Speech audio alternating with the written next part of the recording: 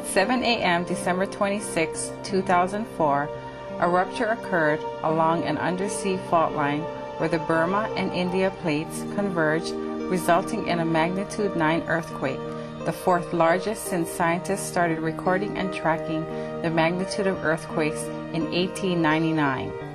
The tsunami swept across the Indian Ocean from Thailand to Somalia, killing an estimated 250,000, injuring 500,000, and displaced over 5 million people. As information began pouring in on the magnitude of the disaster, the Multinational Planning Augmentation Team, MPAT, began implementing the Multinational Force Standing Operating Procedures, of which Apan plays a critical role. Apan hosts both the MPAT website as well as the Coordination Center for the MNFSOP. When the tsunami struck, and it was obvious it was going to be a multinational response, the Multinational Force SOP became the guide to establish a combined coordination center. The MNFSOP has concurrence from 31 member nations which participate semi-annually to update this document. Each member of the Combined Coordination Center at Operation Unified Assistance was MPAT trained. This is a mini United Nations in one room. It is an organization of 31 different countries that meets periodically to actually practice a response in this kind of situation. The program is called MPAT, Multinational Planning Augmentation Team. There's 15 nations working together on this relief effort. Australia, Thailand, and United Kingdom are just some of them. They coordinate a multinational effort between nations during a disaster. For instance, helping bring over these German military members who are flying to Banda Aceh in Indonesia. Those are just some of the examples that we've seen coming down here in this spirit of international cooperation. It's truly amazing to see. Punahou graduate John Miller is a civilian contractor on this team. We feel very good about that. We think we're making a difference. They've dropped off these high-protein biscuits for victims and documented their efforts so they can assess and improve their performance later. This is the first time in MPAT's 4-year history the team has been put into action. The spirit of Ohana that people share back in Hawaii is a deep feeling inside of a lot of the members that are here from Hawaii. This nerve center, or command center, is a melting pot collection of people that are here to do the things that we feel in Hawaii are embody the spirit of aloha. Multinational information exchange is critical for coordination, information, and situational awareness. Traditionally, U.S. military uses closed networks to exchange information. Centrex is being developed to support multinational information exchange and coordination between military throughout the region. The PACOM-sponsored Asia-Pacific Area Network, APAN, provides an unclassified, non-military network which is critical for multinational response to disaster relief and humanitarian assistance efforts. APAN supports users throughout the Asia-Pacific region and worldwide through the use of web-based technologies developed and integrated at US PACOM. Technologies are offered through the APAN web portal, offering information resources and a collaborative planning environment as a means to greater defense interaction, confidence building, and enhanced security cooperation in the Asia-Pacific region. Within days of the tsunami, APAN had set up the Combined Support Force 536 information portal to help provide the technology to facilitate critical information exchange and as a coordination and collaboration means in support of this humanitarian relief effort.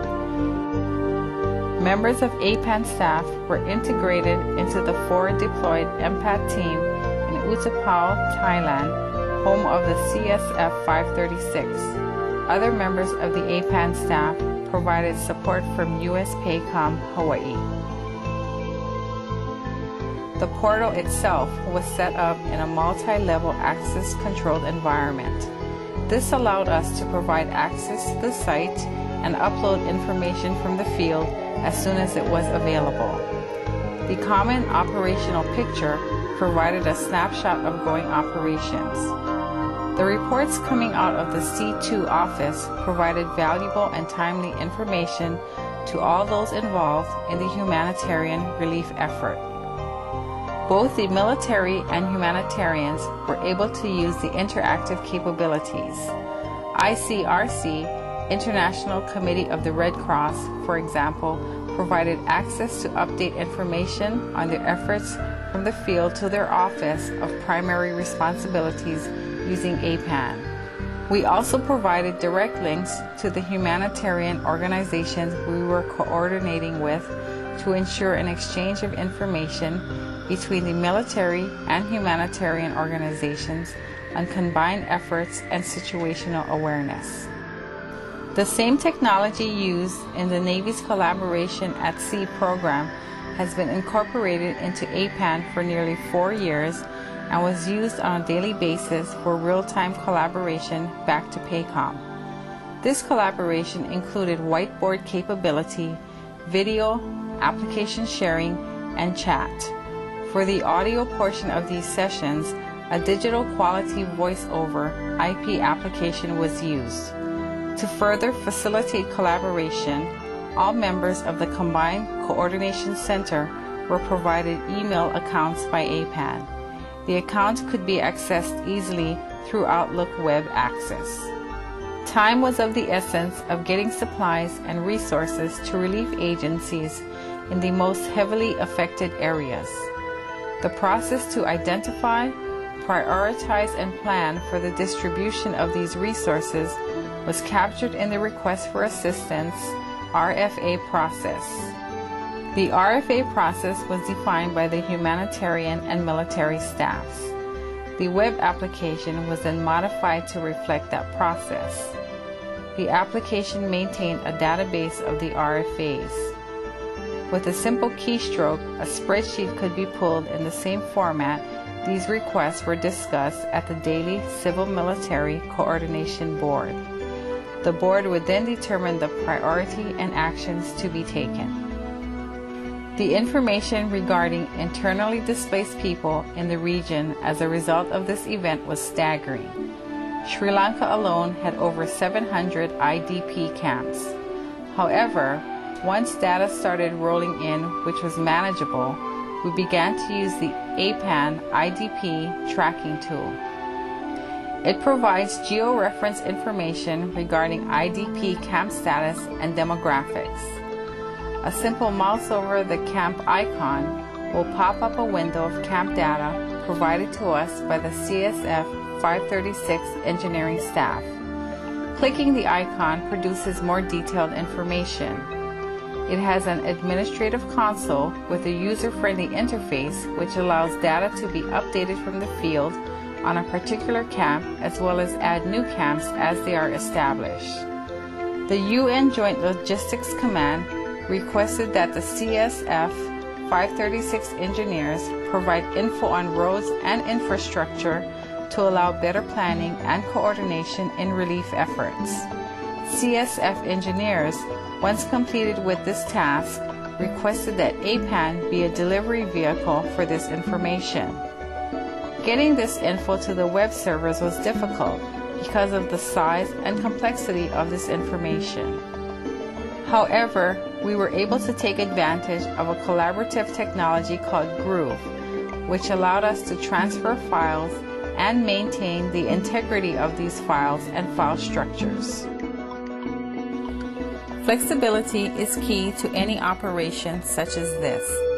Apan integrated 3rd MEF's RFI system and PACOM's lessons learned. Apan also developed an interactive application for combat camera to facilitate distribution of their images from the field, a day-to-day information portal for both Camp Commandant and the Chaplain's Office, and a full-spectrum GIASIC site so PACOM JOC personnel could post information and conduct interagency information exchange. The VIC staff produced a 319-page primer on the tsunami and the affected region, as well as daily updates. Apan's CSF 536 portal carried these reports as well as the daily reports from the Center of Excellence. Apan's history can be traced back to 1997 when the Virtual Information Center was established with the mission of conducting research among public domain materials for the Commander, U.S. Pacific Command, and his staff. The assessments generated by the VIX researchers are disseminated to the headquarters staff and many other recipients as part of the VIX Situational Awareness Mission. Admiral Blair, the commander of U.S. PACOM, wanted to exploit the same type of web-based technology used in the VIC to help meet his regional security cooperation initiatives. Apan was stood up in March of 2000 for the Team Challenge Planning Conference and was featured along with MPAT during the 2000 Chief of Defense Conference in Honolulu as one of Admiral Blair's most important initiatives. During the 2002 Pacific Senior Communicators Meeting in Australia, Apan, at the request of J6, ran a tabletop exercise using Apan technologies. The same tools that were utilized during the exercise were also used in subsequent exercises, as well as the tsunami relief effort. Interestingly enough, the scenario used during the tabletop exercise was a real-world tsunami that hit Papua New Guinea and the relief effort that followed. Because of its unique setup, Apan applies across a broad spectrum of regional objectives in addition to humanitarian assistance and disaster relief. Global War on Terrorism, providing an information exchange portal for the 322nd Civil Affairs Brigade for their pre-deployment and training information as they get ready for their tour in Iraq. Peacekeeping operations, providing the information portal for the multinational PKO-05 exercise, including interactive exercise development tools for designing the exercise. Homeland Security, development of a portal for chemical, biological, radiological, nuclear, and high-yield explosives information and training for first responders. Interoperability, providing joint interoperability test center applications for regional military communicators to plan for communication assets in multinational operations. From its humble beginnings, Apan has become an integral part of PACOM's objective of enhancing regional security cooperation and looks forward to the challenges of an ever-expanding mission.